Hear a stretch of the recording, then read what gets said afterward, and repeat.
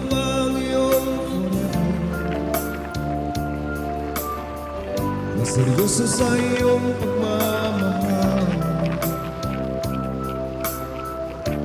na handang ialay ang kanyang buhay sa iyo.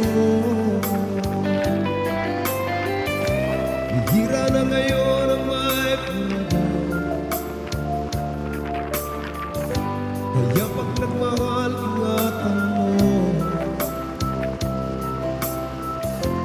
nang hindi matulad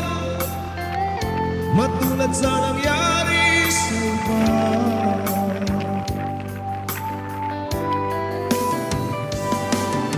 Respeto sa